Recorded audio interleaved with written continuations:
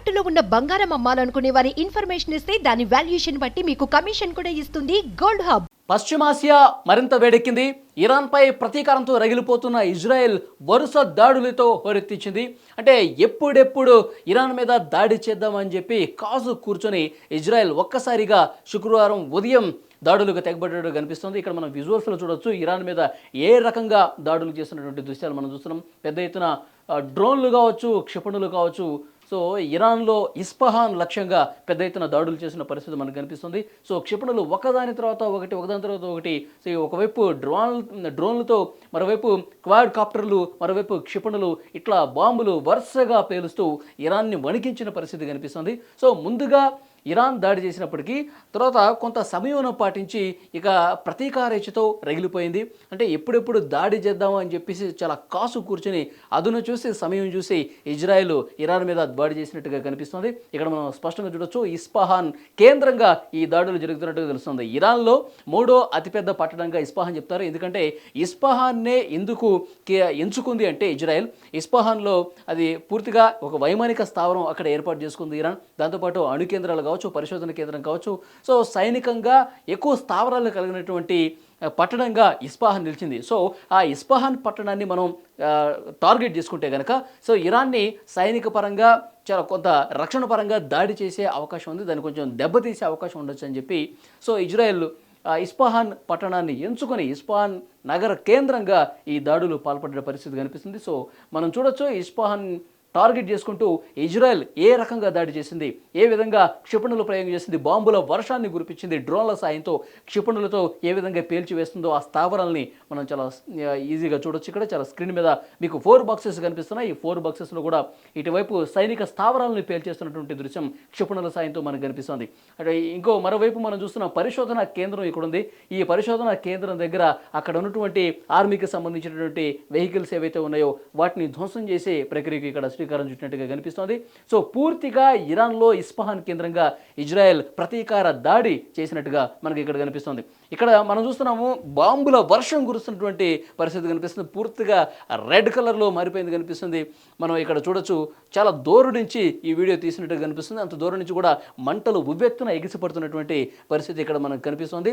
So ఇస్ఫహాన్లో ప్రధానంగా సైనిక స్థావరాల లక్ష్యంగా, అణు కేంద్రం లక్ష్యంగా ఇజ్రాయెల్ ఇరాన్ మీద దాడికి పాల్పడే పరిస్థితి కనిపిస్తుంది. ఇటువైపు కూడా చూస్తే చాలా వరకు ఇది కొంచెం క్లోజ్డ్గా మనకి వీడియో కనిపిస్తుంది. సో సైనికులు కొంతమంది కనిపిస్తూ ఉన్నారు, కొంతమంది రక్షణ వ్యవస్థకు సంబంధించిన బలగాలు ఇక్కడ కనిపిస్తున్నాయి. సో భయం గుప్పిట్లో కాలం గడిపిన పరిస్థితి ఈ రాత్రి ఇక్కడ కనిపిస్తుంది. అంటే ఇది శుక్రవారం తెల్లవారుజామున కనిపించింది ఈ దృశ్యం. శుక్రవారం తెల్లవారుజామున ఒక్కసారిగా దాడికి పాల్పడింది. ఇజ్రాయెల్ కొంత సమయంతో వ్యవహరించింది. సో ఉదయాన్నే అంటే శుక్రవారం రోజు ఉదయాన్నే 3 గంటల నుంచి 4 గంటల ప్రాంతంలో ఈ భీకర దాడులు చేసినట్టుగా తెలుస్తుంది. అయితే పెద్దగా ప్రాణాపాయం జరగలేదని తెలుస్తుంది. సో పెద్ద ఎత్తున నష్టం జరుగుతుందని ఊహించారు, కానీ పరిమిత స్థాయిలోనే క్షిపణులను, బాంబుల వర్షాన్ని కురిపించినట్టుగా తెలుస్తుంది. సో ఇజ్రాయెల్ కొంత సమయం పాటించి కొంత భయం తీసుకురావాలి వెళ్ళాలని చెప్పి దాడులు చేసినట్టుగా కనిపిస్తోంది. ఈ దాడి జరిగిన తర్వాత ఇరాన్కి సంబంధించిన కీలక నాయకులు స్పందించారు. వాళ్ళు చెప్తున్నారు ఇజ్రాయెల్ ఏదైతే దాడి చేసిందో, ఏదైతే పేల్చిందో వాటిని ఒక ఆట బొమ్మలుగా మేము చూస్తున్నాము. సో ఇజ్రాయెల్కి అంత సీన్ లేదు, ఇజ్రాయెల్ చేసినటువంటి దాడిని మేము చాలా తేలిగ్గా తీసుకుంటున్నామని చెప్పి ఇరాన్ నుంచి ప్రకటన ఇచ్చిన పరిస్థితి కనిపిస్తుంది. సో ఇజ్రాయెల్ కనుక పూర్తి స్థాయిలో దాడి చేస్తే ఒక భీతావాహ పరిస్థితి కలిగి ఉండేది.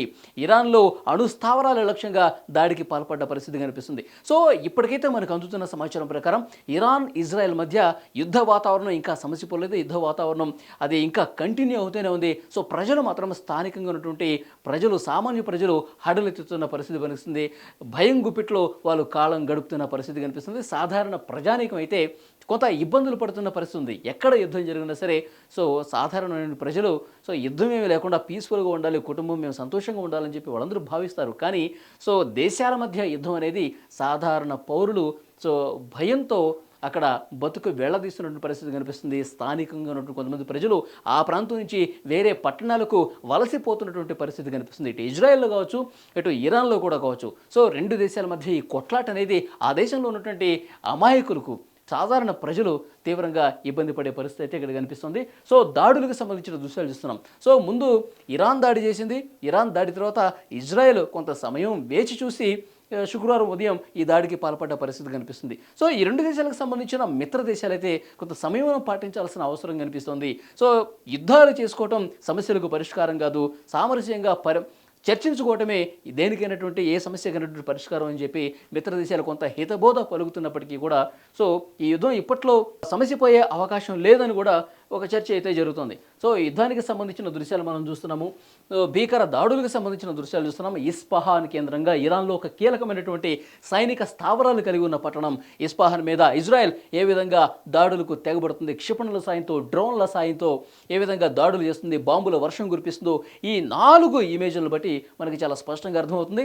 సో సైనిక స్థావరాలు ఇక్కడ ఉన్నాయి. ఇస్ఫహాన్ పట్టణంలో అణు కేంద్రం ఒకటి ఉంది, దాని తర్వాత సైనికులు నివాసం ఉండే ప్రాంతాలు కొన్ని ఉన్నాయి, సో పరిశోధన కేంద్రాలు కొన్ని ఉన్నాయి. సో వాటన్నింటినీ లక్ష్యం చేసుకుని, ఎందుకంటే అది కొంచెం కీలకమైనటువంటి నగరం కాబట్టి ఇరాన్ ఇక్కడి నుంచే ఏ దేశం మీదైనా సరే ఏదైనా యుద్ధం వస్తే దాడులు చేసేది, కీలకమైన ప్రాంతంగా భావించేది ఇదే కాబట్టి దీన్నే టార్గెట్ చేసుకుంటే ఇక్కడ ఉన్నటువంటి పరిస్థితుల్ని భయపెడితే కనుక వీళ్ళ తోక కట్ చేయొచ్చు అనే ఉద్దేశంతో ఇజ్రాయెల్ ఇస్ఫహాన్ టార్గెట్గా దాడులు చేసిన పరిస్థితి కనిపిస్తుంది. ప్రస్తుతం అయితే ఇరాన్ ఇజ్రాయెల్ మధ్య ఒక యుద్ధ వాతావరణం కనిపిస్తోంది.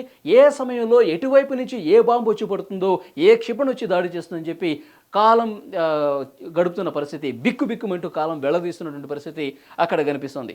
సో ఈ రెండు దేశాలకు సంబంధించి యుద్ధం అనేది ఇంకా కంటిన్యూ అవుతుంది.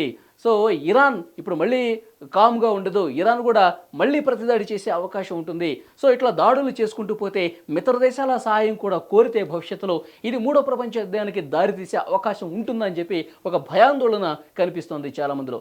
సో మిత్ర దేశాలు కొంత ఒక కంక్లూజన్కి తీసుకురావాల్సిన అవసరం అయితే కనిపిస్తుంది.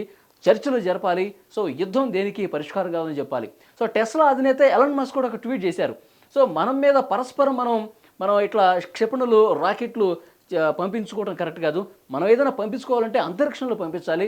సో మన పరిశోధనలు మెరుగుపరుచుకోవడానికి అంతరిక్షం మీద మన పరిశోధన చేయడానికి ఈ క్షిపణులు, రాకెట్లు యూజ్ చేసుకోవాలి. కానీ మన మీద మనం ఉపయోగించుకుంటే దానికి అర్థం లేదు, నష్టమే తప్ప లాభం లేదని చెప్పి అలాంటి వాళ్ళు ట్వీట్ చేస్తున్న పరిస్థితి కూడా కనిపిస్తుంది. సో ఓవరాల్గా చూసుకుంటే ఇరాన్ ఇజ్రాయెల్ మధ్య ఈ భీతావహ వాతావరణం, ఈ బీభత్స పరిస్థితి, యుద్ధకాండ అనేది కొనసాగుతూనే ఉంది. అల్టిమేట్గా ప్రజలైతే, అక్కడ స్థానికులైతే తీవ్రంగా ఈ యుద్ధం వల్ల నష్టపోతున్న పరిస్థితి కనిపిస్తోంది.